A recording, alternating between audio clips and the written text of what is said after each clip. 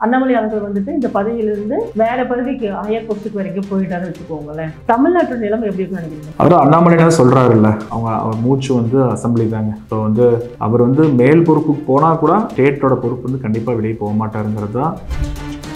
நீங்க இந்த ஆங்கிள் சொல்றீங்க. பட் அதே கோயம்புத்தூர்ல பார்க்கும்போது விமர்சனம் பண்ற பேர்ல வந்து ஆடெல்லாம் கூட்டிட்டு வந்துட்டு நடு ரோட்ல அது வெட்டணும்னு முற்படுறது அவங்களோட இயலாமையை சொல்ல முடியுங்க. அதாவது அண்ணாமலையை வந்து ஏன் வந்து ஒரு எதிரியா பாக்குறாங்கன்னே புரிய மாட்டேங்குது. அவர் ஒன்றும் வந்து யார் தப்பு பண்ணாங்களோ அவங்களா சேலஞ்ச் பண்ணாங்க. மற்றபடி இவரால் வந்து எந்த மக்களுக்கு வந்து பாதிப்பு ஒன்றும் கிடையவே கிடையாது. எந்த மக்களுக்கு பாதிப்பாச்சு, இவ்வளோ கோவம் வந்து எதுக்கு? அண்ணாமலை தோற்றுட்டாரு அப்படின்னா அவர் ஜெயிச்சது பல விஷயம் ஜெயிச்சிருக்கிறாருங்க. விக்டரிஸ் பார்த்தீங்கன்னா அண்ணாமலை ஜெயிப்பது நிறைய இருக்கு. இது வந்து ஒரு ப்ராசஸ். அவரை பொறுத்த வரைக்கும் ஒரு ப்ராசஸ். ஜெயிப்பேன்னு சொல்லிட்டு நான் நோட்டா கீழே வாங்கியிருந்தா பிரச்சனை. நான் வந்து அந்த மாதிரி ஒன்றும் செய்யல. 9 இடத்துல நாங்கள் 2வது இடத்துல இருக்கோம். இது வந்து நான் வந்து லாஸ்ட் டைம் வந்து 25% நான் ஓட்டு வச்சுட்டு இந்த தடவை வந்து 5% வாங்கினா அது தோல்வி. நான் வந்து ஓட் பேங்கிங்ல வந்து நான் அந்த இடம் பதிச்சிட்டோம் இல்லை.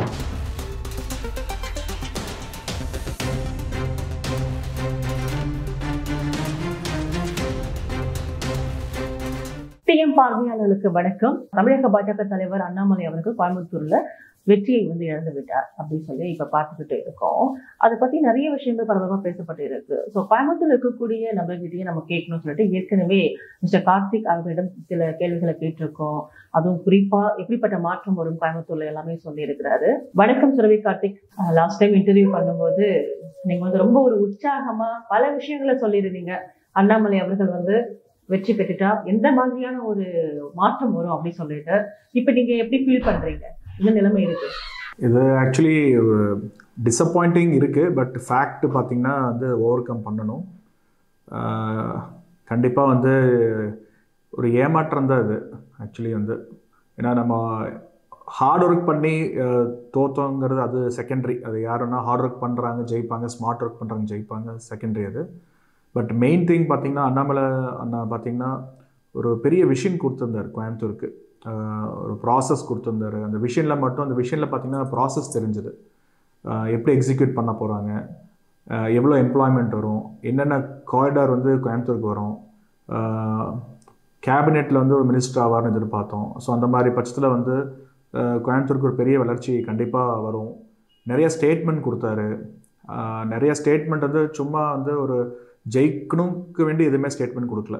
அந்த வளர்ச்சி பாதையை அதோட போக்கில் வந்து ஒரு பெரிய ஸ்டேட்மெண்ட் கொடுத்தாரு. ஒவ்வொரு ஸ்டேட்மெண்ட்டுக்கும் பார்த்திங்கன்னா அதுக்கு ஒரு அர்த்தம் இருந்துச்சு, ஒரு பொருள் இருந்துச்சு, ஒரு உணர்வுகள் இருந்துச்சு. அந்த மாதிரிலாம் இருக்கும் பட்சத்தில் ஒரு மேன் ஆஃப் விஷன். ஏன் இவர் தோக்கணும், எப்படி மக்களுக்கு வந்து வேறு என்ன வந்து புரியல, மக்கள் வந்து என்ன எதிர்பார்க்குறாங்கங்கிறது அண்டர்ஸ்டாண்ட் பண்ணணும் இனிமேல் தான். ஸோ நம்ம இவ்வளோ கமிட்மெண்ட்டும் கொடுத்துருக்குறோம். அதாவது வந்து ஒரு பிஸ்னஸ் கிளாஸ் பீப்புளுக்கும் வந்து ஒரு டெவலப்மெண்ட் ஒரு கமிட்மெண்ட் கொடுத்துருக்குறோம் மேனிஃபெஸ்டோவில். வில்லேஜஸ்க்கு ஒரு கமிட்மெண்ட் கொடுத்துருக்குறோம், ஃபார்மர்ஸ்க்கு ஒரு கமிட்மெண்ட் கொடுத்துருக்குறோம். ஸோ இந்த மாதிரி வந்து எல்லா இடத்துலையுமே வந்து ஒரு மேனிஃபெஸ்டோ கொடுத்து ஒரு டைம் லைன் கொடுத்துருக்குறோம். 100 டேஸில் வந்து இது பண்ணுறோம், 200 டேஸ் இவ்வளோ பண்ணுறோம், 2 இயர்ஸ் இவ்வளோ பண்ணுறோம், இவ்வளோ கமிட்மெண்ட்டும் கொடுத்துருக்குறோம். அதுக்கு மீறி நம்ம வந்து இந்த ஸ்கோர் பண்ண முடியலன்னா கண்டிப்பாக இன்னும் மக்களுக்கு என்ன வேணுங்கிறது இன்னும் நல்லா புரிஞ்சுக்கணும். இன்னும் மக்கள்கிட்ட நாங்கள் இன்னும் அண்டர்ஸ்டாண்ட் பண்ணிக்கணும்.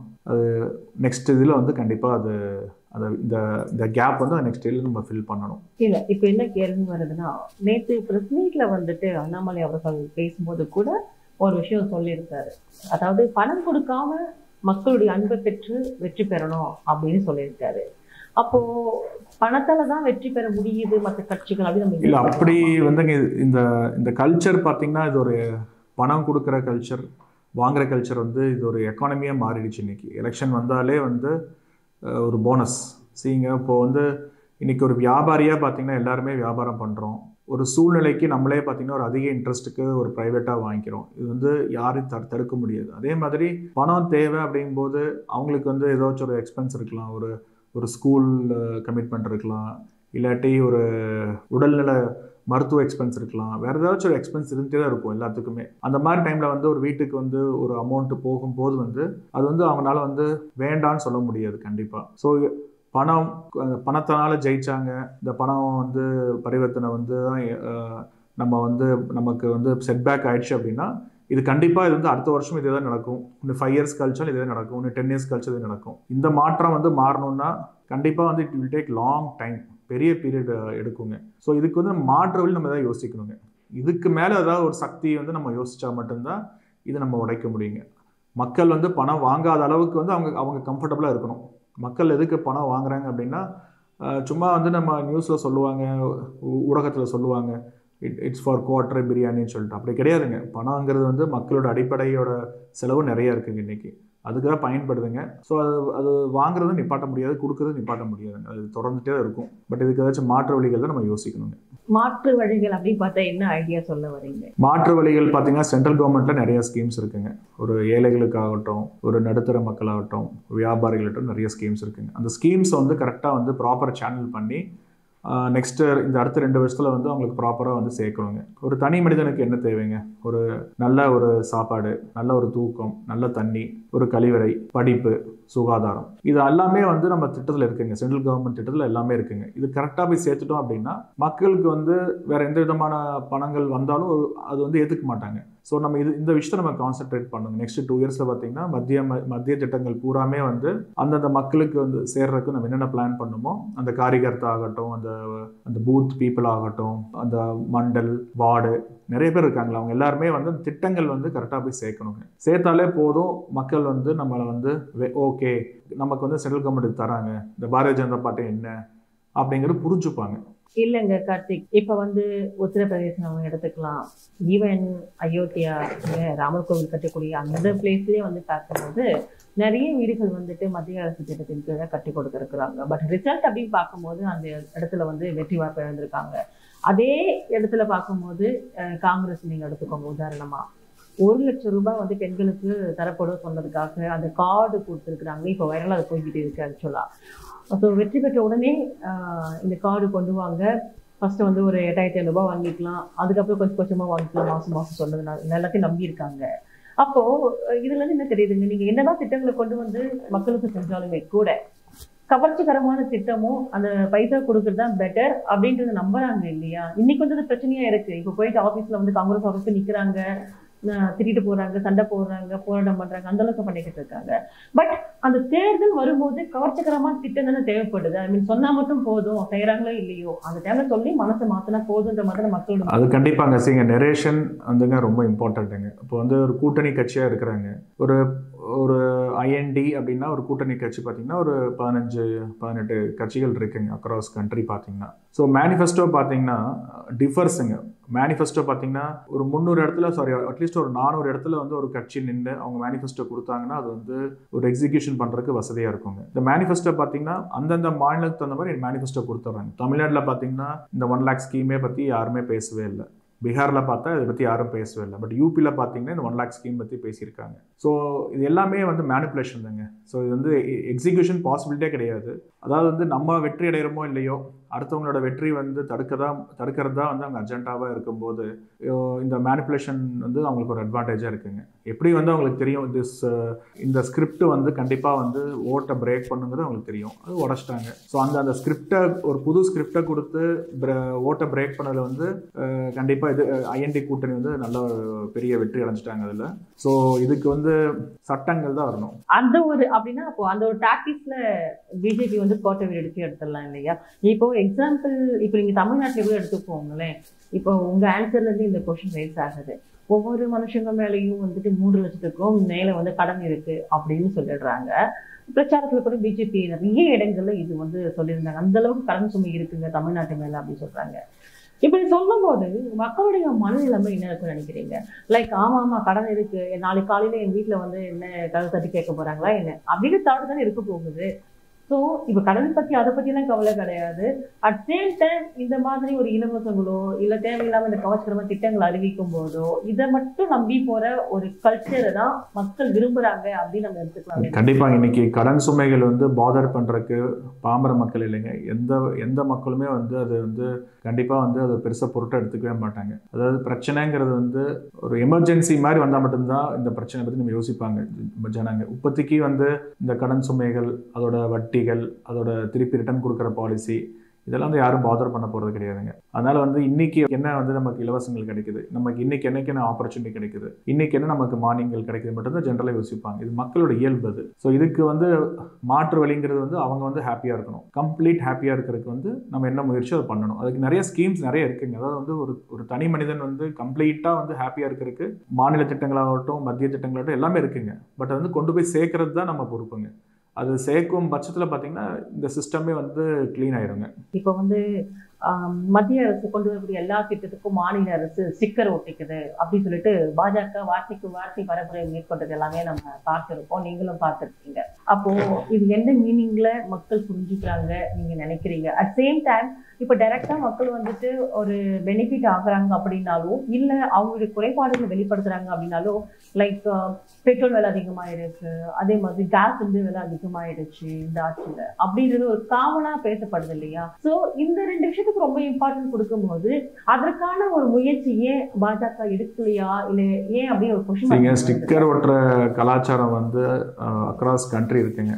அது வந்து ஒரு ப்ராஜெக்ட் எடுத்தீங்கன்னா அது ஒரு ஃபினான்சியல் ப்ராஜெக்ட்டுங்க. அது வந்து சென்ட்ரல் கவர்மெண்ட் ஸ்டேட் கவர்மெண்ட் 2 பேரும் சேர்ந்து தான் செய்கிறாங்க. ஸோ வந்து ஸ்டிக்கர் ஒட்டும் போது 2 பேரோட ஸ்டிக்கர் ஒட்ட வச்சுட்டா வேலை முடிஞ்சதுங்க. ஸோ நம்ம அவங்க ஏன் ஒட்ட வச்சாங்க இவங்க ஏன் ஒட்ட வச்சாங்க அப்படின்னு சொல்றதுக்கு பதில் 2 ஸ்டிக்கரையும் ஒட்ட வைக்கலாங்க. சென்ட்ரல் கவர்மெண்ட்டோட லீடர்ஸையும் ஒட்ட வச்சுட்டு ஸ்டேட் கவர்மெண்ட் லீடரும் ஒட்ட வச்சுட்டா நமக்கு வந்து இந்த இடத்துல ப்ராப்ளம் சால்வ் ஆயிரும். அதே மாதிரி இந்த கேஸோட விலை வந்து உயர்வு, பெட்ரோல் விலை உயர்வுங்கிறது, ஆனால் எதிர்கட்சி ஆகட்டும் ஈவன் மாநில கட்சி கூட ஆகட்டும் நம்ம எந்த அளவுக்கு ஃபேராக இருக்கிறோங்கிறது அவங்களுக்கே தெரியும். கண்டிப்பாக இன்றைக்கி இருக்கிற க்ரூட் ப்ரைஸ்க்கும் இன்றைக்கி இருக்கிற ஐஎன்ஆர் ப்ரைஸுக்கும் பார்த்தீங்கன்னா அந்த கன்வர்ஷன், அப்புறம் taxes, state government tax, central excise இது எல்லாமே போட்டால் this is a nominal price when compared to other Asian countries. நம்மளோட இந்தியன் ப்ரைஸோட கேஸ் ப்ரைஸஸ் ஆகட்டும் ஃபியூல் ப்ரைஸ் ஆகட்டும் ரொம்ப சீப் ரேட் ஆக்சுவலி. இது வந்து ப்ரொஜெக்ஷன் தான். அதாவது எதிர்கட்சிக்காரங்க வந்து இந்த பாரதிய ஜனதா ஆளுங்கட்சிகள் தான் வந்து ரேட் ஏறிடுச்சு, இதெல்லாமே வந்து ஒரு ஜஸ்ட் ஒரு டிராஃப்ட் தாங்க. இது வந்து மக்களை வந்து குலைப்படுறதுக்கு தான். ஈவன் நாளைய ஃபியூச்சரில் வந்து வேற கட்சி வந்து ஒரு பெரும்பான்மை வாங்கி வந்தால் கூட எனக்கு தெரிஞ்சு பெட்ரோல் ப்ரைஸ் எல்லாம் வந்து பெருசாலாம் ஒன்றும் குறைக்க முடியாதுங்க. கேஸ் ப்ரைஸும் குறைக்க முடியாது. ஜஸ்ட் டு ஒரு மேக் எப்படிங்க ஒரு சின்ன ஒரு நெரேஷன் கொடுக்குறாங்க, நான் எல்லாத்துக்கும் 1 லட்சம் தரேன் 2 லட்சம் தரேன் வருஷத்துக்கு, அந்த மாதிரி இது ஒரு நெரேஷன் அவ்வளோதான். ஃபியூயல் ப்ரைஸு கேஸ் ப்ரைஸுங்கிறது ஒரு நெரேஷன்.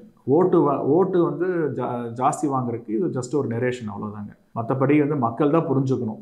இப்போ வந்துட்டு வெற்றி வாய்ப்பை பிஜேபி வந்துட்டு ஒரு 100 நிலையில தக்க வச்சிருக்கு நம்ம எடுத்துக்கலாம். சப்போஸ் இந்தி கூட்டணி ஆட்சிக்கு வந்திருந்தது அப்படின்னா இப்போ மத்திய அரசு கிட்ட எந்த அளவுக்கு இப்போ பைசா சேர்த்து வச்சிருக்காங்களோ, அதாவது கஜனா எந்த அளவுக்கு இருக்கோ அதை வந்துட்டு பயன்படுத்தி சிலிண்டர் விலை வந்து கம்மி பண்றாங்க, இல்ல கேஸ் இது பெட்ரோல் விலையெல்லாம் கம்மி பண்றாங்க அப்படின்னா அந்த குட் நேம் நீங்க வந்து இப்படி சொல்றீங்க. ஆக்சுவலி வந்து ஐஎன்டி கூட்டணி ஆட்சிக்கு வந்திருந்தா ஸோ வந்து இப்போ நம்மகிட்ட கேஷ் ஃப்ளோ நிறைய இருக்கு, அவங்க எடுத்து இந்த கமிட்மெண்ட் எல்லாம் ஈஸியாக எக்ஸிக்யூட் பண்ணலாம் அப்படின்னு நீங்க சொல்றீங்க. பட் கண்டிப்பா வந்து நம்முடைய ரிசர்வ்ஸ் பேஸ் பண்ணி நம்மளோட லோன்ஸ், ரிசர்வ் பேஸ் பண்ணி நம்மளோட ஃபாரின் இன்வெஸ்ட்மெண்ட்ஸ் எல்லாமே உள்ள வருதுங்க. நீங்க ரிசர்வ்ஸ் எடுத்து அடிச்சிட்டீங்கன்னு வச்சுக்கோங்களேன், ஆட்டோமேட்டிக்கா பாத்தீங்கன்னா ஐஎன்ஆர்லாம் ஏறிடும். ஐஎன்ஆர்லாம் ஏறிடுச்சுன்னா திருப்பி எல்லாமே வந்து ரேட்ஸ் ஏறிடும். திருப்பி நீங்க க்ரூட் பர்ச்சேஸ் பண்ணும்போதோ, திருப்பி நீங்க வந்து வேற கோல்டு பர்ச்சேஸ் பண்ணும்போதோ ஐஎன்ஆர் ஏறிடுச்சுன்னா திருப்பி பல மடங்கு ஏறி இருக்கும். ஒரு டெம்பரரியா நீங்க வந்து ஒரு மானியம் தரலாம், ஒரு டிஸ்கவுண்ட் தரலாம், தவிர்த்து பெர்மனன்ட் சொல்யூஷன் அது கிடையாதுங்க. இருக்கிற பணத்தை நீங்க இருக்கிற ரிசர்வ்ஸ் எடுத்துட்டு நீங்க வந்து சப்சிடிஸும் ஃப்ரீபீஸும் நீங்க அடுக்கி கொடுத்துட்டீங்க அப்படின்னா டெம்பரரியா வந்து நம்ம மக்களுக்கு வந்து ஒரு சாட்டிஸ்ஃபேக்ஷன் தரலாம். இன்னும் ஒரு 6 மாசத்துல காலி ஆயிரும். அடுத்த 4.5 வருஷம் அவங்க எப்படி வந்து மேனேஜ் பண்ணுவாங்க? இட்ஸ் வெரி டஃப்ங்க. ஈவன் வந்து ஐஎன்டி வந்தா கூட அந்த மாதிரி எல்லாம் ஒரு கஜானாலாம் காலி பண்ண மாட்டாங்க. ஆக்சுவலி அவங்க வந்து இந்த ஃப்ரீபீஸ் கொடுத்த கமிட்மெண்ட் வந்து டிலே பண்ணுவாங்க, இல்லாட்டி போஸ்ட்போன் பண்ணுவாங்க, இல்லாட்டி 5 வருஷத்துக்கு கழிச்சு கூட வந்து அந்த 5th ஃபைனல் இயர்ல பார்த்தீங்கன்னா ஒரு ஸ்மால் போர்ஷன் எக்ஸிக்யூட் பண்ணுவாங்க. அந்த அளவுக்கு செய்ய முடியுங்க. மற்றபடி எல்லாம் ஒன்றும் பெருசா அவங்களோட கொடுத்த வாக்கெல்லாம் வந்து ரியலி இட்ஸ் மேஜிக்கல் ஃபிகருங்க. அதெல்லாம் வந்து யாருனாலுமே வந்து சாத்தியம் கிடையாதுங்க. அந்த மாதிரிலாம் இருந்ததுன்னா பிரிண்ட் அடிச்சா கூட அது முடியாதுங்க. அது ஏன்னா பிரிண்ட் அடிக்கிறதுக்கு ஒரு சர்டன் லிமிட்ஸ் இருக்குங்க. பிரிண்ட் அடிச்சு கூட நம்மளால வந்து அந்த ஃப்ரீ அவங்க கமிட்மெண்ட் வந்து க்ளோஸ் பண்ண முடியாதுங்க. இல்ல ஒரு குட் நேம் வாங்கணும், இல்ல மக்களை வந்துட்டு இப்போ 1 லட்ச ரூபாய் தரோன்னு சொன்ன உடனே ஓட்டு போடுறாங்க அப்படின்னா அதே மாதிரி ஆட்சிக்கு வந்ததுக்கு அப்புறம் ஒரு 2 வருஷம் இல்ல 3 வருஷத்துக்கு பொறுத்து கூட தகுதி வாய்ந்த பெண்களுக்கு மட்டும் கொடுக்குறோன்ற மாதிரி சொல்லிட்டு அவங்களுக்கு மட்டும் ஒரு 1 lakh கொடுத்துருக்கலாம். 1 lakh இந்த சென்ஸ் ஓகே கொஞ்சம் கொஞ்சமா கொடுக்குற மந்த்லி பேசிஸ்ல இன்ஸ்டால்மெண்ட் மாதிரி கொடுத்துருக்கலாம். அப்போ எப்படிப்பட்ட தாக்கத்தை ஏற்படுத்தும் அப்படின்னு நம்ம புரிஞ்சுக்க முடியும் இல்லையா? ஸோ இதெல்லாம் டிராபேக் இருக்கும்போது காமனாவே மக்களுக்கு எது ரொம்ப பிரச்சனை நினைக்கிறாங்களோ அதை மட்டும் சரி பண்றதுக்கு பிஜேபி அந்த அளவுக்கு அப்படி கிடையாது. சரிங்க, இந்த நெரேஷன் வந்து மட்டுமே ப்ராப்ளம் கிடையாது, நிறைய இருக்குங்க ப்ராப்ளம். பார்த்தீங்கன்னா ஒரு 10 வருஷம் ஆச்சு இல்லைங்க, மோடிஜி வந்து 10 வருஷம் ஆச்சு. ஒரு அதில் கூட வந்து சில பேர் டைலமல் இருப்பாங்க, இந்த பக்கமா அந்த பக்கமான்னு சொல்லி. ஸோ 10 வருஷம் ஆச்சு இல்லை, ஒரு கட்சி மாறி கொடுக்கலாம் அப்படிங்கிற மாதிரி கொடுக்கலாம். அதே மாதிரி நீங்கள் ஐஎன்டி பார்த்தீங்கன்னா லாஸ்ட் டைம் பார்த்தீங்கன்னா அவங்க கண்டெஸ்ட் பண்ணது கூட பார்த்தீங்கன்னா எல்லா கட்சியுமே வந்து இருந்ததுங்க. இந்த டைம் கூட்டணி ஆறுனால பார்த்தீங்கன்னா நமக்கு ஒரு சின்ன ஒரு டிக்ளைன்.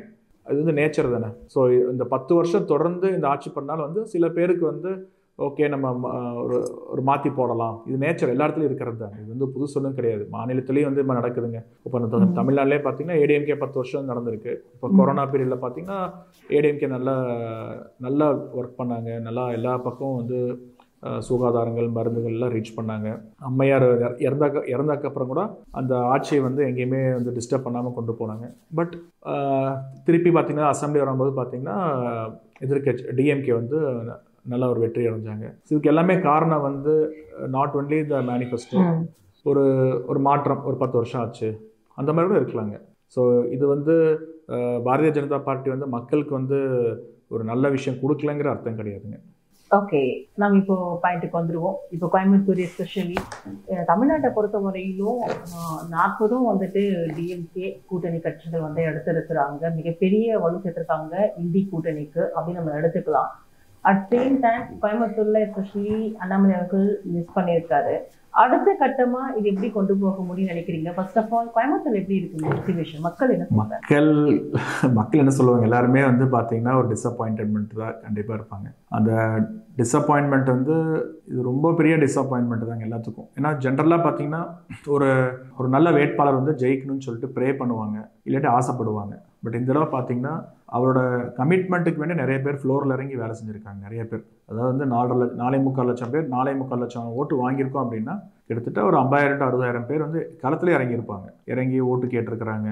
அண்ணாமலைஜி பற்றி பேக்ரவுண்டு, அந்த விவசாய குடும்பத்துலேருந்து வந்து ஒரு ஐபிஎஸ் படித்து அந்த பிரேவ் கேரக்டரு, அந்த டெடிக்கேஷன் அதில் புரிய வச்சு அவர் வந்தாருன்னா இந்த மாதிரிலாம் மாற்றங்கள் வரும், இந்த மாதிரி ஆப்பர்ச்சுனிட்டி கொடுங்க, இந்த மாதிரி கட்டமைப்பு வரும், ஏர்போர்ட்ஸ் பெருசாக வரும், டெக்ஸ்டைல் மார்க்கெட்டில் பார்த்தீங்கன்னா டையிங் ஏரியா பற்றி நல்லா டெவலப்மெண்ட் பண்ணுவாங்க, கோல்டு இண்டஸ்ட்ரிக்கு வந்து இந்த மாதிரி ஒரு பார்க் வரும், அப்புறம் வந்து நிறைய குளங்கள் நிறைய சுற்றி நிறையா இருக்குங்க, திருப்பி வந்து அதை மேம்படுத்துறாங்க. இந்த மாதிரி நிறைய கமிட்மெண்ட் கொடுத்துருந்தாங்க. அதாவது வந்து கோயம்புத்தூர் எடுத்துட்டிங்கன்னா அதில் ஒரு எத்தனையோ வில்லேஜஸ் இருக்குது, எத்தனையோ தாலுக்கா இருக்குது. எங்கெங்கே என்னென்ன வேணுமோ அத்தனையுமே வந்து முறையாக ஃபைண்ட் அவுட் பண்ணி என்ன ஐடென்டிஃபை பண்ணி இஷ்யூஸ் சால்வ் பண்ணுறதுக்கு நிறைய விஷயங்கள் பிளான் பண்ணியிருந்தாரு. அதே மாதிரி நாட் ஒன்லி கோயம்புத்தூர், பல்லடம், சூலூர், இந்த மாதிரி நீங்கள் எந்த ஏரியா போனீங்கன்னா கூட அந்தந்த ஏரியாவில் பார்த்தீங்கன்னா என்னென்ன தேவைகளோ அத்தனையுமே வந்து அவங்க மேனிஃபெஸ்டோவில் வந்து ஒரு புக்லெட் மாதிரி ப்ரிப்பேர் பண்ணியிருந்தாருங்க. ஸோ எல்லாருமே அவளாக தான் இருந்தோம்.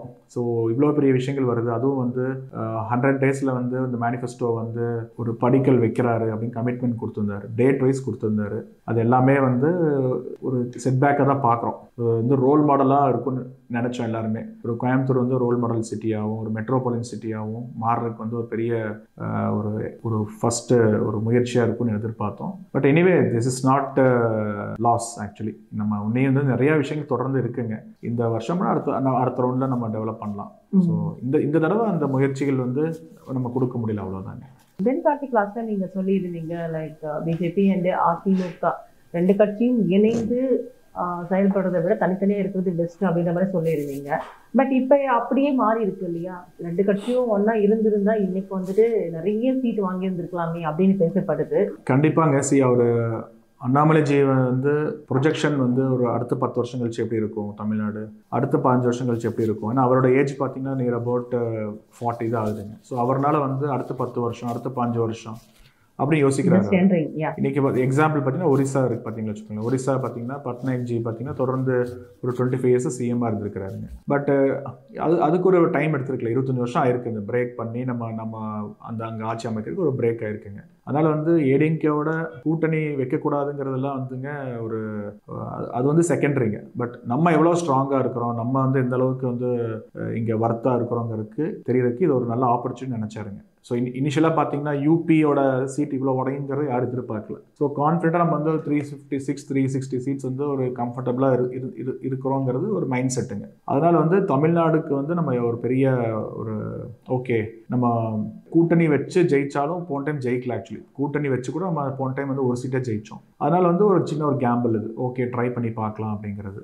இது ஒன்றும் ஒரு பெரிய நல்ல டிசிஷன் தாங்க. தனியாக நின்று ஒரு நல்ல டிசிஷன். இது புரியறதுக்கு நல்லா இன்ட்ரெஸ்டிங்காக இருக்கும். ஒரு ஃபியூச்சரில் வந்து அவங்களும் நம்மளை பற்றி புரிஞ்சுப்பாங்க, நம்மளும் அவங்களை பற்றி புரிஞ்சுப்பாங்க. இது கட்சி டு கட்சி கிடையாதுங்க, மக்கள் டு மக்கள். அதாவது ஏடிஎம்கே சார்ந்த மக்களும் வந்து அவங்களும் விரும்பணும் பிஜேபியோட வந்து நம்ம வந்து கூட்டணி இருந்திருந்தா நல்லா இருக்கும்னு சொல்லிட்டு அவங்களும் வந்து உணர்வு பூர்வமாக புரியணும். பிஜேபி பீப்புளும் வந்து ஓகே நம்ம வந்து ஒரு நம்ம வந்து ஒரு நேஷனல் கட்சியாக இருந்துட்டு ஒரு மாநில சப்போர்ட் இருந்தால் தான் நம்ம வந்து ஈஸியாக உள்ள என்ட்ரா முடியுங்கிறது மக்களுக்கு வந்து அவங்களும் அண்டர்ஸ்டாண்ட் பண்ணும்போது அது நல்லா இருக்குங்க. ஏன்னா ரிசல்ட்ஸ் வரல, 2 பேரும் சேர்ந்து நம்ம ட்ரை பண்ணி ரிசல்ட்ஸ் வரனால தான் நம்ம இந்த மாதிரி ஒரு எக்ஸ்பெரிமெண்ட் பண்ணுதுங்க. இந்த எக்ஸ்பெரிமெண்ட் பண்ணாலும் ஒன்றும் தப்பொன்னும் கிடையாதுங்க. இப்போ இன்ஃபேக்ட் வந்து ஏடிஎம்கேவும் ஏடிஎம்கேவும் பிஜேபி 2 சேர்ந்து நின்று இருந்தா கூட நம்ம மேக்ஸிமம் வந்து ஒரு 4 சீட் 5 சீட்டை நம்மளால வந்து என்ட்ரா முடியுங்க. அதே மாதிரி ஏடிஎம்கேவும் பிஜேபியும் சேர்ந்துட்டா அகைன் வந்து சில கட்சிகள் கூட வெளியே போயிருங்க. அகைன் வந்து ஏடிஎம்கே செட் பேக் ஆயிடும். அதே மாதிரி நம்ம கிட்ட வர ஸ்ட்ரென்த் அதுவும் வெளியே போயிடும். ஸோ நமக்கு ஒரு செட் பேக் ஆகுதுங்க. இது எல்லா ஃபார்முலால யோசிக்காமலே இருப்பாங்க, நிறைய ஃபார்முலா யோசிச்சிருப்பாங்க எல்லாருமே கண்டிப்பா. பட் இப்ப நேற்று பிரஸ் மீட்ல கூட சொல்லும் போது சொல்லியிருப்பாரு இல்லையா, அந்த அளவுக்கு ஒரு அனுசரிச்சு போகணும் அப்படின்னா அப்ப தலைவர் பதவியை வந்துட்டு மாத்திட்டு வேற யாருன்னா இங்க தலைவரை உட்கார வச்சு கூட்டணி வச்சுப்பாங்க அப்படின்ற மாதிரி அண்ணாமலை அவர்கள் சொல்லி இருந்தார். ஆக்சுவலா இட் மீன்ஸ் இந்த மாதிரி சொல்லும் போது பாஜக இருக்கக்கூடிய ஒரு சில சீனியர் லீடர்ஸோ இல்ல மற்றவங்க, அதே மாதிரி அதிமுக இருக்கக்கூடிய முக்கியமான மற்றவங்க, இவங்க எல்லாருக்கும் ஒரு சந்தோஷமா இருக்கும்னு நீங்க நினைக்கிறீங்களா? சரிங்க, இது வந்து நீங்கள் கட்சி ரீதியாக பார்த்தீங்க வச்சுக்கோங்களேன், நீங்கள் எது வேணால் மாற்றுவாங்க. சரிங்களா? இன்ஃபேக்ட் வந்து எனித்திங் ஒரு பிரசிடென்ட் பார்த்தீங்கன்னா நம்ம பிஜேபி பிரசிடென்ட்டை மாற்றினாங்க. இப்போ பார்த்தீங்கன்னா நட்டாஜி இருக்கிறாரு, இதுக்கு முன்னாடி தொடர்ந்தார். சிச்சுவேஷன் பார்த்து என்னென்னா பிளேஸ் பண்ணுவாங்க. அங்கே வந்து நீங்கள் எமோஷன்ஸு சீனியாரிட்டி இதெல்லாம் அந்த எங்கேயும் பார்க்க மாட்டாங்க. நிறையா கட்சியில் பார்த்துட்டோம், பயங்கரமாக வேலை செஞ்சுட்டு இருப்பாங்க.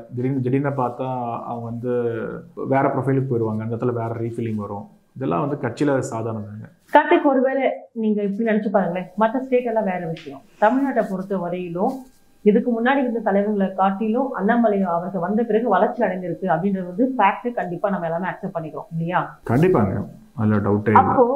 அப்போ அதே சமயத்துல பிஜேபியோட கொள்கை அப்படி பார்க்கும்போது ஒரு நபரை நம்பியோ அந்த மாதிரி சித்தாந்தம் எல்லாம் கிடையவே கிடையாது. ஒருவேளை அண்ணாமலை அவர்கள் வந்துட்டு இந்த பதவியிலிருந்து வேற பதவிக்கு ஹையர் போஸ்டுக்கு வரைக்கும் போயிட்டாருன்னு வச்சுக்கோங்களேன், தமிழ்நாட்டோட நிலைமை எப்படி இருக்குன்னு நினைக்கிறீங்க? பாஜக நிலைமை எப்படி இருக்குன்னு நினைக்கிறீங்க? பிகாஸ் நீங்களாம் வந்து ரொம்ப தீவிர ஃபாலோவரா இதெல்லாம் கொண்டு வந்து நல்லா இருக்கும்னு நினைக்கிறீங்க. எப்படி ஒரு சேஞ்சஸ் சொல்ல நினைக்கிறீங்க? அவரும் அண்ணாமலை சொல்றாருல்ல, எனக்கு வந்து எப்பவுமே எனக்கு வந்து விருப்பங்கிறது தமிழ்நாடு பாலிடிக்ஸா அப்படின்னு சொல்றாருல்ல. அதாவது வந்து வார்த்தைக்கு வார்த்தைக்கு தமிழ்நாடு பாலிடிக்ஸா சொல்றாரு, வார்த்தைக்கு வார்த்தைக்கு வந்து அசம்பிளி பற்றியா பேசுறாரு. இது வந்து இந்த எம்பி எலெக்ஷனுங்கிறது வந்து ஒரு மேல் சபை, அதாவது சென்ட்ரல்லேருந்து அவங்களுக்கு ஒரு இன்ஸ்ட்ரக்ஷன், இந்த இடத்துல நீங்கள் கேண்டிடேட்டாக நீங்கள் நிற்கணுங்கிறது. அதை அவர் அக்செப்ட் பண்ண அதுக்கு ஒர்க் பண்ணார். கண்டிப்பாக வந்துங்க அவர் வந்து அவர் மூச்சு வந்து அசம்பிளி தாங்க. ஸோ வந்து அவர் வந்து மேல் பொறுப்புக்கு போனால் கூட கண்டிப்பாக வந்து அவர் வந்து ஸ்டேட்டோட பொறுப்பு வந்து கண்டிப்பாக வெளியே போக மாட்டாருங்கிறது தான் நாங்கள் நம்புகிறோம், இங்கே இருக்கிற மக்கள் நம்புகிறாங்க. ஓகே கார்த்திக், பட் அதை மீறி வந்துட்டு அவருக்கு வந்துட்டு இங்கே ஒரு வாய்ப்பு இல்லை அப்படின்னு வச்சுக்கோங்களேன், எப்படி இருக்குன்னு நினைக்கிறீங்க? அந்த போஸ்டிங் வந்து மாறிட்டாரு, எப்படி இருக்குன்னு நினைக்கிறீங்க? எந்த மாதிரி சேஞ்சஸ் இருக்குன்னு? இல்லை, வாய்ப்பு வந்து வாய்ப்பு கண்டிப்பாக இருக்குங்க. Because he has proven. அவர் வந்து தோக்கவே கிடையாது இல்லை. 4%லேருந்து இன்னைக்கு 12% வந்ததெல்லாம் வந்து மாபெரும் வெற்றி இல்லைங்க. இது வந்து எங்க ஒரு பவர் பிளே கிரிக்கெட் மாதிரி. இது ஒரு 400 ரன் அடிச்சுட்டு அதுக்கு மேலே 2 ரன் சேர்த்து ஒருத்தர் எதிர்கட்சி அடிச்சிட்டாங்கன்னா அது ஒன்றும் செய்ய முடியாதுங்க. நம்மளும் பர்ஃபார்மன்ஸ் பண்ணியிருக்கிறோம் இல்லை. இந்த பர்ஃபார்மன்ஸே பார்த்தீங்கன்னா நல்ல பெரிய பர்ஃபார்மன்ஸ். 4.5 லட்சம் 4,70,000 ஓட்டுலாம் சாதாரண விஷயம் கிடையாது இல்லைங்க. நீங்கள் எங்கேயுமே நீங்கள் தமிழ்நாட்டில் பாருங்கள், 2வது இருக்கிறவங்க யாருமே அந்த ஸ்கோர் பண்ணவே இல்லை. ஒன்று முதல்ல இருக்கிறவங்க 5 லட்சம் ஓட்டு வருவாங்க, 2வது ரவுண்ட் இருக்கிறவங்க 3 லட்சம் ஓட்டு வருவாங்க, 2வது ரவுண்டில் இருக்கிறவங்க 4,70,000 ஓட்டு வாங்கினது வந்து இவர் ஒருத்தர் தாங்க. So this is not a small score. இது வந்து பெரிய ஸ்கோர். இது ஆக்சுவலி ஆப்போசிட் வந்து அவரும் டிஎம்கே பார்த்தீங்கன்னா அதாவது கேண்டிடேட் வந்து ப்ரொஜெக்ஷன் எப்படி பண்ணாருங்க செகண்டரிங்க. பட் இந்த சின்னங்கிறது இருக்கு இல்லைங்க, அதாவது டிஎம்கே சின்னங்கிறது இத்தனை பழமை வாய்ந்த சின்னம் தமிழ்நாடு பொறுத்த வரைக்கும். அந்த சின்னத்துக்கு எதிர்த்து இவ்வளோ லட்சங்கள் ஓட்டு வாங்குறதெல்லாம் வந்து தட் இஸ் ஆல்சோ விக்ட்ரி தாங்க. நீங்கள் வந்து கிரிக்கெட்டில் வந்து டபுள் செஞ்சுரி அடிச்சுட்டு டீம் தோத்துருச்சுன்னா வருத்தம் தான் பட முடியும். இன்னும் பர்ஃபார்மன்ஸ் வந்து நல்ல பர்ஃபார்மன்ஸ் தானுங்க. நீங்கள் இந்த ஆங்கிள் சொல்கிறீங்க. பட் அதே கான்வெர்சேஷன்ல பார்க்கும்போது அவர் விமர்சனம் பண்ணுற கிரிட்டிசைஸ் பண்ணுற பேரில் வந்து ஆடெல்லாம் கூட்டிகிட்டு வந்துட்டு நடு ரோட்ல ஒரு மாதிரியான விமர்சனங்கள் வைக்கிறதோ இல்லை அது வெட்டணும்னு முற்படுறது இதெல்லாம் பார்க்கும்போது எப்படி ஃபீல் ஆகுது? இந்த ஆட்டிடியூட் எப்படி நீங்கள் பார்க்குறீங்க? சரி, ஆடு வெட்டுறதுலாம் வந்து பார்த்தீங்கன்னா அது வந்து அவங்களோட இயலாமை தான் சொல்ல முடியுங்க. அதாவது அண்ணாமலையை வந்து ஏன் வந்து ஒரு ஒரு எதிரியாக பார்க்குறாங்கன்னே புரிய மாட்டேங்குது. அவர் ஒன்றும் தப்பாக ஒன்றும் செய்யலை, யாருக்கும் துரோகம் செய்ய கிடையாது, யாருக்கும் ஒன்றும் வஞ்சனை பண்ண கிடையாது. he came just like that. he came அப்படியே நடந்து வந்தார், பிரச்சாரம் பண்ணார், நான் இது பண்ணுறேன் அது பண்ணுறேன்னு சொன்னார். மற்றபடி பார்த்தீங்கன்னா வேறு யாரை சேலஞ்ச் பண்ணாங்கன்னு பார்த்தீங்கன்னா யார் தப்பு பண்ணாங்களோ அவங்களா சேலஞ்ச் பண்ணாங்க. மற்றபடி இவரால் வந்து எந்த மக்களுக்கு வந்து பாதிப்பு ஒன்றும் கிடையவே கிடையாது. எந்த மக்களுக்கு பாதிப்பாச்சு, இவ்வளோ கோவம் வந்து எதுக்கு? அதே மாதிரி இப்போ தோத்தக்கப்புறம் கூட பார்த்தீங்கன்னா கிரிட்டிசிசம் ஜாஸ்தியாக தான் இருக்குங்க. இது தேவையே இல்லை, இவ்வளோ கிரிட்டிசிசம் தேவையே கிடையாது. அவர் வந்து பார்த்தீங்கன்னா நம்ம நினச்சி ஒரு தனிப்பட்ட நபராக நினச்சிட்டு இருக்கிறோம் அண்ணாமலை தோத்துட்டாருங்கிறது. அண்ணாமலை தோத்துட்டாரு அப்படின்னா அவர் ஜெயிச்சது பல விஷயம் ஜெயிச்சிருக்கிறாருங்க. விக்டரிஸ் பார்த்தீங்கன்னா அண்ணாமலை ஜிக்கு பற்றி நிறைய இருக்குது. இது வந்து ஒரு ப்ராசஸ், அவரை பொறுத்த வரைக்கும் ஒரு ப்ராசஸ். இது வந்து எப்படி தோல்வின்னு சொல்ல முடியாது. இப்போ ஃபார் எக்ஸாம்பிள் இப்போ நம்மளே வந்து ஒரு கிரிக்கெட் மேட்சை விளையாடுறோம்னு வச்சுக்கோங்களேன். நான் வந்து ஒரு ஸ்ட்ராங் டீமாக இருக்கிறேன், என்னோட ஒன்றும் சூப்பர் ஸ்ட்ராங் டீம் வருதுன்னு வச்சுக்கோங்களேன். நான் வந்து என்னோட ஸ்ட்ரென்த் நான் ஜெயிப்பேன் தான் சொல்ல முடியும். ஐயோ அவங்க ஸ்ட்ராங்காக இருப்பாங்க நான் தோற்றுருன்னு சொல்ல முடியும். It's is nature. கண்டிப்பாக அதே மாதிரி நான் பர்ஃபார்மன்ஸும் பார்த்தீங்கன்னா 11.2-12% வந்து பெரிய பர்ஃபார்மன்ஸ் இது. இப்போது நான் வந்து ஜெயிப்பேன்னு சொல்லிட்டு நான் நோட்டா கீழே வாங்கியிருந்தா தான் பிரச்சனை. நான் வந்து அந்த மாதிரி ஒன்றும் செய்யலை. நிறையா ஓட்டு வாங்கியிருக்கிறோம், நிறையா 9 இடத்துல நாங்கள் ரெண்டாவது இடத்துல இருக்கோம், மொத்தம் 9 தொகுதியில். ஸோ இது வந்து ப்ராசஸ் தாங்க. இது ஒன்றும் அதாவது வந்து டிக்ளைன், அதாவது வந்து தோல்விங்கிறத விட டிக்ளைனை நான் பார்ப்பேங்க இது கண்டிப்பாக. இப்போ நான் வந்து லாஸ்ட் டைம் வந்து 25% நான் ஓட்டு வச்சுட்டு இந்த தடவை வந்து 5% வாங்கினா அது தோல்வி. நான் வந்து ஓட் பேங்கிங்கில் வந்து நான் அந்த இடம் பதிச்சிட்டோம் இல்லை. அந்த மாற்றம் தொடங்கிடுச்சுன்னு நம்புறீங்களா நீங்க? கண்டிப்பாங்க. செய்யுங்க. இப்போ நம்ம ஒரிசா எடுத்தா 25 இயர்ஸ் கழிச்சு சக்ஸஸ் பண்ணியிருக்கிறாங்க. தமிழ்நாட்டில் வந்து நீங்கள் முதல் தடவையே வந்து முதல் பாலே 6 அடிக்கணும் அப்படின்னா சாத்தியமா? அதுவும் வந்து தமிழ்நாட்டில் வந்து பெரிய கட்சி எத்தனையுமே டிஎம்கே ஏடிஎம்கே ஆகட்டும், அவங்கள மீறி வந்து நம்ம வந்து இவ்வளோ ஓட்டு வாங்கினதே வந்து இட்ஸ் அ காட்ஸ் கிரேஸுங்க. கண்டிப்பாக அதோட மதிப்பு கொடுத்துருக்குறாங்க கண்டிப்பாக மக்கள். ஸோ 2026க்காக இப்போவே கொஞ்சம் சூடு பிடிக்கும் நம்புறீங்களா? உங்களுக்கு எதிர்பார்ப்பு என்னவா இருக்கு? பிரைம் மினிஸ்டரோட பதவியேற்பு விழா இருக்கு, இந்த வீக்ல நடக்கும். இந்த முடிச்சக்கப்புறம் தான் வந்து அண்ணாமலை என்ன ஸ்டெப்ஸ் எடுக்கிறாரு, எப்படி வந்து பீப்புளை ரெக்கக்னைஸ் பண்ணுறாரு, கூட வந்து எந்த மாதிரி பீப்புள் வச்சுக்கணும் எல்லாமே இருக்குது இல்லைங்க. ஸோ இங்கே என்னென்ன ஃபால்ட் நடந்திருக்கு, இந்த எலெக்ஷனில் வந்து எங்கே மிஸ் பண்ணோம், எந்த இடத்துல கேம்பெயினிங் மிஸ் ஆச்சு, எங்கே வந்து பூத்தில் மிஸ் ஆச்சு, எங்கே மண்டலில் மிஸ் ஆச்சு, இதெல்லாம் அனலைஸ் பண்ணணும். இன்னைக்கு திருப்பி எவ்ரி வெர்டிக்கல் நம்ம யோசிக்கணும். உனி கூடலாம் வந்து யார் இருந்தால் உனி பெட்டராக இருக்கும், அவர் தான் வந்து டிசிஷன் எடுக்கணுங்க. அது வந்து கண்டிப்பாக வந்து அவர் தாங்க அடுத்த ஸ்டேட் பிரசிடென்ட் ஆகட்டும், அடுத்த எல்லாமே அவர் தான், அதில் ஒன்றும் மாற்று கருத்தே கிடையாதுங்க. கண்டிப்பாக வந்து அந்த அணி வந்து இன்னும் ஸ்ட்ராங் ஆகுங்க. இந்த தோல்வி வந்து வந்து எங்களுக்கு வந்து கண்டிப்பாக ஒரு புத்துணர்ச்சி கண்டிப்பாக தொடர்ந்து கொடுத்துட்டே தான் இருக்கும். ஏன்னா அண்ணாமலைஜி பார்த்தீங்கன்னா அவர் கடந்து வந்த பாதையில் அந்த பாதையில் வந்து இது ஒரு ஜங்ஷன், அவ்வளோதான். அவர் நிறைய ட்ராவல் பண்ணுவார், கூட நிறைய பேர் ட்ராவல் பண்ணிட்டே இருப்பாங்க. மத்தியில் ஆட்சி அமைக்க இப்போ சந்திரபாபு நாயுடு அவர்களையும் நிதிஷ் அவர்களையுமே கூட இப்போ பிஜேபி வந்துட்டு டிபெண்ட் பண்ணி இருக்கக்கூடிய சிச்சுவேஷன்ல இருக்கு. அட் சேம் டைம் இது என்னைக்கா இருந்தாலும் கொஞ்சம் கஷ்டமாவே இருக்காதுங்களா? எப்போ திடீர்னு வந்து ஒருத்தர் கொஞ்சம் அப்படி இல்லை வேண்டாம் அப்படியே ஒரு நெகட்டிவா பேசினாலுமே கூட ஆட்சிக்கு பெரிய ஆபத்து ஏற்படாதா? சரிங்க, இது வந்து திஸ் இஸ் நாட் ஹங் பார்லிமெண்ட்டுங்க. இட்ஸ் வெறும் கொயிலேஷன் தானே. இது எல்லா இடத்துலையுமே இருக்கிறது தாங்க. நம்ம நாட்டில் பார்த்தீங்கன்னா இந்த லாஸ்ட் 10 இயர்ஸ் மட்டும்தான் நம்ம வந்து 2014-19 மட்டும்தான் நம்ம இந்த மாதிரி ஸ்ட்ராங்காக ஒரு ஃபுல் மெஜாரிட்டி கொடுத்துருக்குறோம். இதுக்கு முன்னாடி எல்லாமே கொயிலேஷன் கவர்மெண்ட் தானே. இதில் ஒன்றும் தப்பு ஒன்றும் இல்லை. இதுவும் வந்து நிறைய பேருக்கு ஆப்பர்ச்சுனிட்டி நல்லது செய்யறதுக்கு. எப்பவுமே பிஜேபி வந்து அவங்களே பவரில் இருந்துட்டு நிறைய நல்லது செஞ்சுருக்கிறாங்க. இன்னைக்கு வந்து ஒரு ஆப்பர்ச்சுனிட்டி, இன்னும் சில பேருக்குலாம் வந்து கேபினெட்ல இடம் கிடைக்கும், ஸ்பீக்கர்ஸ்ல இடம் கிடைக்கும். நல்லது செய்யறதுக்கு இன்னொரு 4-5 பேர் கூட வர்றது வந்து வரவேற்கணும். நான் அப்படியே பார்க்குறேங்க. கண்டிப்பாக வந்து 100% உடையாதுங்க. ஏன்னா சந்திரபாபு நாயுடு அவரும் பார்த்தீங்கன்னா அவரும் ஒரு பெரிய விஷனோட தான் ஒர்க் பண்ணியிருக்கிறாரு. ஹைதராபாத் ஹைடெக் சிட்டி பண்ணியிருக்கிறாரு. அவர் கேட்குற தொகுதியெல்லாம் பார்த்தீங்கன்னாலே கண்டிப்பாக வந்து இந்த ஐடி, இந்த ஹைடெக் பண்ணுறது, இந்த சிட்டி டெவலப்மெண்ட் பண்ணுறது, இந்த மாதிரி தொகுதிகள் கேட்ட மாதிரி நியூஸில் பார்த்தேன் நான். ஸோ கண்டிப்பாக வந்து அவரும் வந்து பெட்டராக தான் இருப்பாருங்க. ஏன்னா வந்து அவரும் வந்து ஃபர்ஸ்ட் டைம் ஒரு கேப் விட்டு ஒரு பெரிய அசம்பிளியில் வந்து பெரிய பெரும்பான்மையோடு வந்திருக்கிறாரு. ஒரு சென்ட்ரல் கவர்மெண்ட்டோட ஒரு இணக்கமாக இருந்தால் மட்டும்தான் ஸ்டேட்டுக்கு வந்து டெவலப்மெண்ட் பண்ண முடியுங்கிற அவருக்கும் தெரியும். அதே மாதிரி மாதிரி அவர் வெளியே போயிட்டாருன்னா ஆட்டோமேட்டிக்காக ஆப்போசிட் கட்சி அவரும் வந்து ஒரு 6-7 சீட் வச்சிருக்கிறாரு, சாரி 5 சீட் வச்சிருக்கிறாரு. இவர்கிட்ட 14 சீட் இருக்குன்னு வச்சுக்கோங்களேன். பெரிய ஒன்றும் அதாவது வந்து கட்சி ஆட்சியை கவுக்கிற மாதிரிலாம் எங்கள் சுச்சுவேஷனே கிடையாதுங்க. அது இல்லாமல் இண்டிபெண்ட்டாக நம்மக்கிட்ட வந்து ஒரு 10 பேர் இப்போ ஈஸியாக ஜாயின் ஆயிடுவாங்க. நமக்கு ஒன்றும் செட்பேக் ஆகுங்க, ஆட்சிக்கெல்லாம் ஒன்றும் கவிழ்ற அளவுக்குலாம் ஒன்றும் வராதுங்க. கண்டிப்பாக 5 வருஷம் சூப்பராக நடக்கும். அதாவதுங்க சீங்க இப்போ யார் வந்து என்ன தடுக்க போகிறாங்க? இப்போ பிஜேபி பீரியடில் பார்த்தீங்கன்னா அவங்க வந்து எப்பவுமே பார்த்தீங்கன்னா ராணுவத்தை வந்து ஸ்ட்ராங் பண்ணுவாங்க. அது யாரும் வேண்டாம் சொல்ல போகிறது கிடையாது.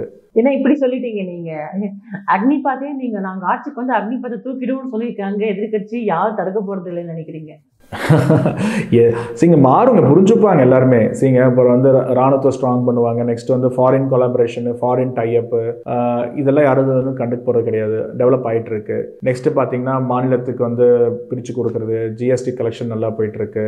அவங்களும் வந்து இதில் தடுக்க மாட்டாங்க. இந்த மாதிரி பெரிய பெரிய அதாவது வந்து இந்த சிடபிள்யூஏ மாதிரி இந்த மாதிரி ஆக்ட் எல்லாம் கொண்டு வரது கொஞ்சம் கஷ்டமாக இருக்கும். அதுவும் வந்து ஒரு சுச்சுவேஷன் வரும்போது வந்து ஒரு நல்ல சப்போர்ட் கிடைக்கும் போது அதுவும் மாறுங்க கண்டிப்பாக. நீங்க ஜிஎஸ்டி கலெக்ஷன்ஸ் அப்படின்னு நீங்க இப்போ சொல்லியிருக்கீங்க. அந்த ஜிஎஸ்டி கலெக்ஷன்ல கூட பாத்தீங்கன்னா எப்பவுமே இங்க இருக்கக்கூடிய ஆளுங்கட்சி என்ன சொல்றாங்கன்னா, இங்க இருந்து எல்லா பைசா கலெக்ட் பண்ணிக்கிட்டு நீங்க எங்களுக்கு திரும்ப தர மாட்டேங்கிறீங்க, மற்ற மாநிலங்களுக்கு கொடுத்துறீங்கன்ற ஒரு பெரிய குற்றச்சாட்டை வந்து மக்கள் மத்தியில தொடர்ந்து சொல்லிக்கிட்டே இருக்காங்க இல்லையா? அந்த இம்பாக்ட் ரொம்ப அதிகமா இருக்கு இல்லையா? சரிங்க, ஜிஎஸ்டி கலெக்ஷனுங்கிறது வந்து அது வந்து ஒரு கனெக்டிங் ரிவர் மாதிரி தான். நீங்கள் வந்து இப்போ ஜிஎஸ்டியில் வந்து நமக்கு வந்து ஒரு 3 ரூபா கிடச்சதுன்னா 1.5 ரூபா வந்து மாநிலத்துக்கும் 1.5 ரூபா மத்தியத்துக்கும். இந்த மத்தியம் வந்து அந்த 1.5 ரூபா வந்து எல்லா பக்கம் விதைக்கிறனால தான் அந்த விதை வந்து செடி மரமாகி திருப்பி அதில் பழம் வந்து திருப்பி வந்து அது வியாபாரத்துக்கு வந்து திருப்பி அது சைக்கிள் ஆகிட்டே இருக்கும். நீங்கள் வந்து இப்போ ரீசெண்டாக இவ்வளோ பெரிய பிஸ்னஸ் வந்து நடந்துட்டு இருக்கு. காரணம் என்னென்னா இந்தியா பூரா வந்து ஈவனாக வளர்ந்துருக்கு. அப்போ தான் வந்து நல்லாயிருக்கும். பேசும்போது வந்து நம்ம சொல்கிறோம் நம்ம எல்லாம் இந்தியர்கள் சொல்கிறோம், திருப்பி நம்ம இங்கே சம்பாரிச்ச காசு அங்கே ஏன் போகுது, அங்கே சம்பாரிச்ச காசு இங்கே ஏன் வருதுன்னு பேசினா அது வந்து சாத்தியமே, அது வந்து அந்த உணர்வுகளே இல்லைன்னு அர்த்தம். ஃபார் எக்ஸாம்பிள் இப்போ தமிழ்நாடு எடுத்துட்டீங்க அப்படின்னா மோஸ்ட் ரெவென்யூ கிவிங் சிட்டிஸ் பார்த்தீங்கன்னா சென்னை, கோயம்புத்தூர், சேலம், திருச்சி, மதுரை, இந்த மாதிரிலாம் சொல்லலாம். திருப்பி இந்த பணத்தை வந்து நான் கொண்டு போய் பல்லடத்துக்கு கொடுக்குறேன், குன்றத்துக்கு கொடுக்குறேன் அப்படின்னா நானும் சொல்லலாம்ல, ஒரு கோயம்புத்தூர் வாசியாக இருந்துட்டு என்னோட ஜிஎஸ்டி வந்து இங்கே செலவு பண்ணுங்கன்னு சொல்லலாம்ல. நான் வந்து பக்க மாவட்டத்துக்கு கொடுத்தா எனக்கு வந்து இங்கே காசு வாங்கிட்டு இங்கே டெவலப் பண்ணாமல் அங்கே டெவலப் பண்ணுறீங்கன்னு சொன்னால் நியாயமே கிடையாது. நீங்கள் வந்து கலெக்டிவாக தான் பார்க்கணும். இந்தியா இஸ் க்ரோயிங் அப்படின்னு தான் பார்க்கணும். நீங்கள் இந்த ஜிஎஸ்டி பணம் வந்து நம்ம என்ன மத்திய அமைச்சர் வந்து மத்தியத்தில் வந்து அவங்க வந்து இவ்வளோ சம்பாரிச்சிட்டானும் அவர் வந்து ஷோல்டர் தூக்கலையே, நாங்கள் இவ்வளோ கொண்டு வந்தோம், இந்த ரெவென்யூ பூரா இப்படி ஸ்ப்ரெட் பண்ணோம், இந்த மாதிரி ஸ்ப்ரெட் பண்ணால் இவ்வளோ அட்வான்டேஜ் வந்து தான் சொல்கிறாங்க. இவ்வளோ டாலர்ஸ் வந்து நல்லா இன்க்ரீஸ் ஆயிருக்கு. அந்த டாலர்ஸ்க்கு அகேன்ஸ்டாக பார்த்தீங்கன்னா லோன்ஸ் நிறைய அடைச்சிருக்கோம். எல்லாமே வந்து நல்ல நல்ல விஷயங்கள் பண்ணிட்டு தான் இருக்கிறோம். இப்போ இந்தியாவோட கடனை யார் அடைக்கிறதுங்க? நம்ம தான் அடைக்கணும். இப்போ வந்து இதுக்கு முன்னாடி இருக்க இந்த ஆட்சி வந்து கடன் ஜாஸ்தியாக வச்சுட்டாங்க, நான் கட்ட மாட்டேன்னு சொன்ன ஒத்துப்பாங்களா? நம்ம தான் அந்த கடன் கட்டணும். ஃபார் எக்ஸாம்பிள் வந்து இதுக்கு முன்னாடி இருக்கிற ஆட்சி வந்து ஒரு 100 rupees லோன் வாங்கியிருந்தாங்கன்னா அந்த 100 rupees லோன் வந்து இன்னைக்கு இருக்கிறவங்க கட்டியே ஆகணும். அதே மாதிரி இன்னைக்கு வந்து இப்போ 100 ரூபா கடன் இருந்துச்சு, இப்போ இன்னைக்கு ஒரு 100 ரூபா கடன் ஆயிடுச்சுன்னா திருப்பி அடுத்து வரவங்க அவங்க கட்டி தான் ஆகணும். இது எனக்கு தெரியாது, நீங்கள் அவங்களுக்கே கொடுத்தேன்னு சொல்ல முடியுமா? அது ஸோ வந்து இந்த ஜிஎஸ்டி பணம் வந்து எல்லா இடத்துலையும் யூஸ் ஆகுது. இன்ஃப்ராஸ்ட்ரக்சர் டெவலப்மெண்ட் ஆகுது. இப்போ ஏர்போர்ட் வந்து வருதுன்னு வச்சுக்கோங்களேன், அந்த ஏர்போர்ட் வந்து 3 எல்லாமே கனெக்ட் ஆகுது. ஏர்போர்ட், ரயில்வே ஸ்டேஷனு, ஹார்பரு, அது எப்படி கட்டுறதுங்க? ஸோ திஸ் இஸ் நாட் இந்த பணத்தில் இந்த பேக்கெட் எடுத்துட்டு அந்த பேக்கெட் செலவு பண்ணுறது கிடையாதுங்க. இது வந்து விதைக்கிறதுங்க, செலவு இல்லைங்க, விதைக்கிறது. இந்த விதை வந்து கண்டிப்பாக வந்து ஒரு பெரிய செழிப்பாகும்போது தெரியுங்க. இன்னைக்கு 100 விதை விதைச்சோம் அப்படின்னா அது செடியாகி மரமாகும் போது கண்டிப்பாக அது தெரியுங்க. ஒரு 10 வருஷம் கழிச்சு பார்க்கும்போது தெரியுங்க. ஸோ இது எல்லாத்துக்கும் தெரியுங்க. எதிர்கட்சிக்கே தெரியும், இதுவும் அதே தான். இது யார் வந்தாலும் இதே பாலிசியாக பண்ண போகிறாங்க. இது வேற என்ன, இது புது மேக்ஸ் ஒன்றும் கிடையாது இல்லைங்க. நல்ல இந்த ஃபார்முலா வந்து எல்லாரும் யூஸ் பண்ணுற ஃபார்முலா தான். கார்த்திக், நீங்க சொல்லுங்க, ஃப்ரீபீஸ் பற்றி நீங்க என்ன நினைக்கிறீங்க? இந்த மாதிரி இலவசங்கள் கொடுக்கறதுனால தானே, இல்லை அறிவிக்கிறதுனால தானே அதிகமான கடன் சுமை ஒவ்வொரு மாநிலத்து மேலேயும் வருது? அதுதானே வேண்டாம் அப்படின்னு சொல்றாங்க. அது எப்படி இருக்கும்னு நீங்க நினைக்கிறீங்க? உங்களுடைய ஒப்பீனியன். ஃப்ரீபீஸ் பற்றி யாருமே இங்கே ஒன்றும் நெகட்டிவாக யாரும் பேசவே இல்லை. அண்ணாமலைஜி ஆகட்டும், மோடிஜி ஆகட்டும், யாருமே வந்து தப்பு சொல்லுது. இது வரவேற்கக்கூடிய விஷயம்தான். ஃப்ரீபீஸுங்கிறது நம்ம என்னன்னா அது குவாலிட்டியாக இருக்கணுங்கிறது தான் நம்மளோட ஒரு டிபேட்டாக இருந்ததுங்க. ஃபார் எக்ஸாம்பிள் நம்ம வந்து ஃப்ரீ பஸ் டிக்கெட்டுன்னு சொல்கிறோம், ஆனால் அந்த பஸ் வந்து நல்லா சிறப்பாக இருக்கணுங்கிறது. ஃப்ரீ பஸ்னால் நல்லா இருக்கணும். அவங்க ஃப்ரீயாக அப்படிங்கிறது அந்த வேர்டு இல்லாமல் அது வந்து ஒரு ரெஸ்பான்சிபிலிட்டியாக இருக்கணும். கமிட்மெண்ட், கவர்மெண்ட்டோட கமிட்மெண்ட் வந்து எல்லாமே வந்து இலவசமாக தரணும் அப்படிங்கிற மாதிரி மைண்ட் செட் பண்ணணும். நம்ம வந்து ஃபார் எக்ஸாம்பிள் நம்ம ஒரு ஃப்ரீயாக ஆஃபர் வாங்குறோம், எனக்கு வந்து இது நன்கொடை கிடைச்சிருக்கு, மானியம் கிடைச்சிருக்கு அப்படின்னா ஒரு மக்களுக்கு வந்து ஒரு இன்ஃபீரியர் ஃபீல் ஆயிருங்க. அதெல்லாம் இல்லாமல் பார்த்துக்கணுங்க. மக்களுக்கு வந்து எந்த இலவசம் கொடுத்தாலும் அது வந்து ஒரு பெருமைக்குரிய விஷயமா இருக்கணும். இந்த இலவசங்கிறது வந்து கவர்மெண்டோட கடமையாக வந்து நம்ம கவர்மெண்ட்டும் சொல்லணும், மக்களும் வந்து கவர்மெண்டோட கட்டாயமாக தான் வந்து இது நம்ம இந்த ஸ்கீம்ஸ் இருக்கு அப்படிங்கிற மாதிரி ஒரு ஃபீலிங் கொண்டு வரணுங்க. ஃப்ரீன்னு கொடுத்து மக்களை வந்து நம்ம எப்பவுமே வந்து கொச்சப்படுத்தக்கூடாதுங்க. நான் ஃப்ரீயாக கொடுத்துட்டேன், நான் உங்களுக்கு வந்து இந்த மானியம் கொடுக்குறேன், இந்த அரிசி ஃப்ரீயாக கொடுக்குறேன், தண்ணி ஃப்ரீயாக கொடுக்குறேன், எலக்ட்ரிக் கரண்ட் ஃப்ரீயாக தரேன், bus ticket free, bus pass free, laptop free, இதெல்லாம் வந்துங்க கவர்மெண்ட்டோட கமிட்மெண்ட்டுங்க இது. ஸோ இந்த கமிட்மெண்ட் வந்து ஃப்ரீங்கிற வேர்டு வந்து அவாய்ட் பண்ணலாம், இலவசம்ங்கிறது வந்து அவாய்ட் பண்ணிட்டு மக்களுக்கு நான் செய்யக்கூடிய விஷயங்கள் மாதிரி கொண்டு போலாங்க கவர்மெண்ட். எனி கவர்மெண்ட் அந்த மாதிரி கொண்டு போ. யூகேல எஜுகேஷன் ஃப்ரீ, ஹாஸ்பிடல் ஃப்ரீ, ஃப்ரீங்கிற விட it's a commitment, it's a government commitment to people, commitment to people மாதிரி கொண்டு வந்தா அதை ரிசீவ் பண்றவங்களுக்கு வந்து ஒரு பெருமையா இருக்கும், ப்ரௌடா இருக்கும். ஃபார் எக்ஸாம்பிள் நாளைக்கு எங்க அம்மாவே பஸ்ல போறாங்க வச்சுக்கோங்களேன், ஃப்ரீ பாஸ்ன்னு சொல்றதுக்கு பதில் இது வந்து இட்ஸ் அ கமிட்மெண்ட் ஆஃப் கவர்மெண்ட்னா அது எப்படி இருக்கும், அது பெருமையா இருக்கும் இல்ல.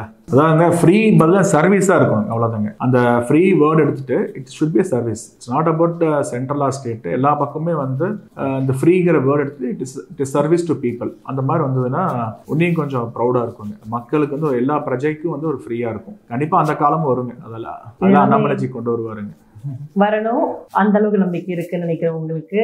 ஸோ கேட்கறதுக்கு இதெல்லாம் நல்லா தான் இருக்கு. இப்படிப்பட்ட ஒரு வாழ்க்கையை வந்து மக்களும் வந்து விரும்புவாங்க கண்டிப்பா. லெட்ஸ் சி எப்படி என்ன நடக்க போகுதுன்னு சொல்லிட்டு அடுத்து வரக்கூடிய சில வருஷங்கள் கழிச்சு நம்ம பார்க்கலாம். இதெல்லாம் கண்டிப்பாங்க 100% வந்துங்க. மாநிலமாகட்டும் நம்ம தேசமாகட்டும் வளர்ந்துட்டே தான் இருக்கும். கட்சிகள் மட்டும்தான் மாறும், அது மாறும், நிரந்தரமா இருக்கும், மாற்றங்கள் வரும், அது என்னன்னா ஆகட்டும். பட் வந்து நாடு வளர்றது வந்து ஆண்டவனோட கட்டாயம். இது நம்ம நாடும் மக்களும் இல்லை வளர்ந்துட்டே தான் இருப்பாங்க, அதில் ஒரு டவுட்டே கிடையாதுங்க. கார்த்திக், இந்த இடத்துல வந்து இன்னும் ஒரு முக்கியமான கொஸ்டினும் ரைஸ் ஆகுது. இப்போ வெற்றி பெற்ற பிறகு இங்க தமிழ்நாட்டோட பார்க்கும்போது நம்ம பார்த்திருப்போம் எந்த மாதிரி விமர்சனம் நிறைய முன்வைக்கிறாங்கன்னா, பிஜேபி வந்து எப்பவுமே இந்த மதத்தை சார்ந்து இயங்குது, மதவாத கட்சி, எப்ப பார்த்தாலும் ஜெய் ஸ்ரீராம் சொல்லிக்கிட்டு இருக்காங்க. அவங்களுக்கெல்லாம் கொடுத்த ஒரு பதிலடி தான் இல்ல தமிழகத்துல இந்த மாதிரி ஒரு கட்சியே வேண்டாம் அப்படின்ற மாதிரி மக்கள் புரிஞ்சுக்கிட்டு இருக்காங்க அப்படின்னு சொல்லிட்டு விமர்சனம் வைக்கிறாங்க. இது எப்படி பார்க்கறது? நீங்கள் இந்த கேள்வி கேட்டீங்க, அதுக்கு என்னோட நாலேஜில் எனக்கு சின்ன விஷயம் தோணுது. பாரதிய ஜனதா பார்ட்டி வந்து நீங்கள் வந்து மதவாத கட்சி அப்படிங்கிறது வந்து ரெஜிஸ்டர் பண்ணது வந்து எதிர்கட்சியோட ஒரு இதுதான். ஜென்ரலாக பார்த்தீங்கன்னா எல்லாருமே பார்த்தீங்கன்னா இந்த மைனாரிட்டி பேஸ் பண்ணி நிறைய ஸ்கீம்ஸ் கொடுக்குறதாகட்டும், ஆஃபர்ஸ் பண்ணுறதாகட்டும், அவங்களுக்கு ஒரு முக்கியத்துவம் கொடுக்குறதாகட்டும் நிறைய இருக்குது. பட் நான் வந்து ரொம்ப அரசியலுக்குள்ளே போகல. நான் இவங்க வந்து ஒரு ஹிந்து அப்படின்னா அவங்களுக்கு ஒரு நம்பிக்கை. ஏன்னா இதில் இருக்கிறவங்க பூராமே ஆன்மீகம் பேஸ் பண்ணி இருக்கிறாங்க.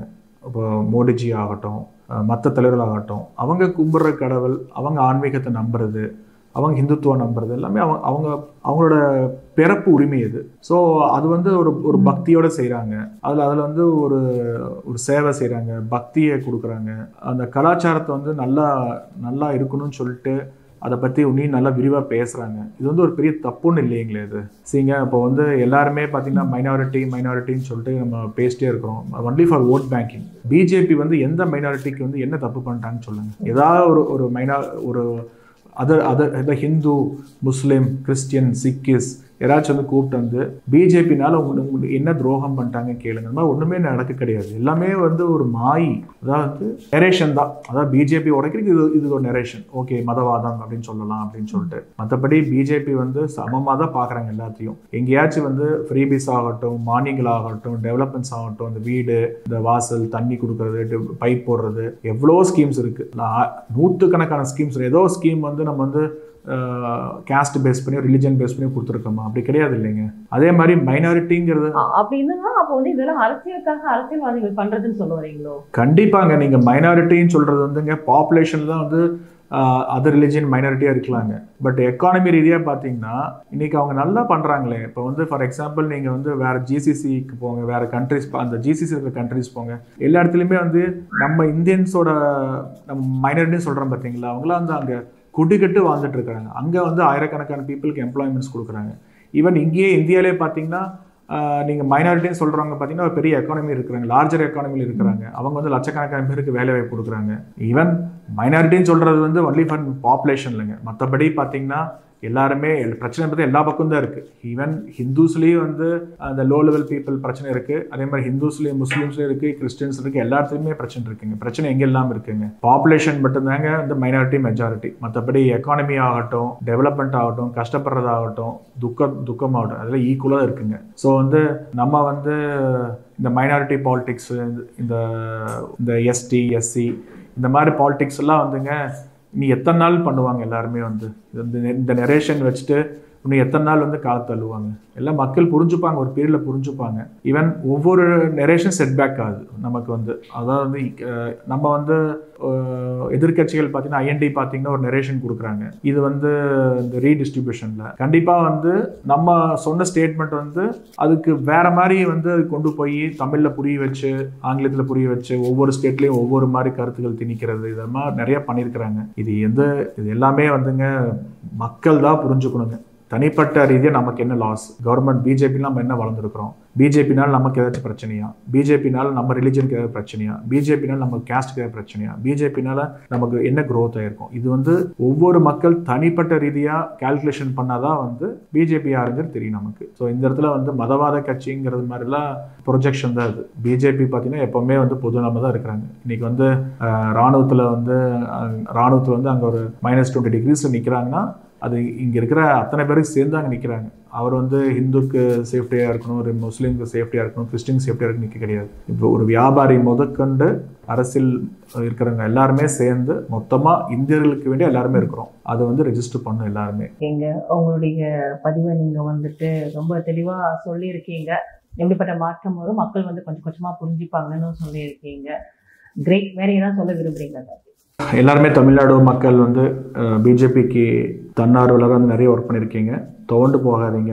யாராச்சும் கிரிட்டிசைஸ் பண்ணால் கூட ஈஸியாக எடுத்துக்கோங்க. இது வந்து நம்ம தமிழ்நாடு வந்து நல்லா வளர்ந்த ஸ்டேட்டு தான். இன்னும் நல்லா வளரணும்னு சொல்லி நம்ம ஆசைப்படுறோம். இதில் வந்து துவண்டு போகிறக்கோ இல்லை வந்து மன உடையக்கோ இங்கே ஒன்றும் பெருசாக நமக்கு ஒன்றும் இலக்கில் கிடையாது. நம்ம இன்னும் இலக்கில் நம்ம நல்ல ஒரு டிரைவிங் ஃபோர்ஸ் தான் இருக்கிறோம். எல்லாருமே நல்லா ஸ்ட்ராங்காக இருங்க. கண்டிப்பாக அண்ணாமலைஜி பார்த்தீங்கன்னா கண்டிப்பாக நம்மளை தேடி அவரே வருவார். வரும்போது திருப்பி நம்மளோட ஸ்ட்ரென்த் பூரா அவங்களுக்கு கொடுக்கணும். நம்மளும் வந்து இந்த தோல்விக்கு உண்டான ரீசன்ஸ் கண்டுபிடிக்கணும். அதுக்கு என்னென்ன விஷயமோ அது ஃபிக்ஸ் பண்ணணும். அது ஃபிக்ஸ் பண்ணுற பட்சத்தில் பார்த்தீங்கன்னா கண்டிப்பாக வந்து நம்ம அடுத்த லெவலுக்கு போகலாம். அடுத்த வெற்றி வாய்ப்பை நோக்கி நம்ம கண்டிப்பாக போகலாம். இதுதான் வந்து இந்த ஊடகத்தின் வாயிலாக பிஜேபியோட ரசிகர்களுக்கும் ஆதரவாளர்களுக்கும் ஒரு சின்ன ஒரு விஷயத்தை வந்து நான் ரெஜிஸ்டர் பண்ணுறேன்.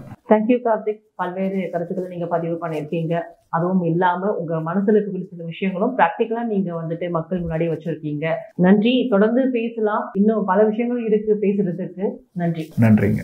வணக்கம் டிஎம் வியூவர்ஸ். உங்களுக்கு நம்ம டிஎம் கண்டென்ட் பிடிச்சிருந்தா இங்க ஷோ ஆகிற சூப்பர் தேங்க்ஸ் பட்டன் கிளிக் செய்து உங்கள் விருப்பப்படி ஹானர் பண்ணலாம்.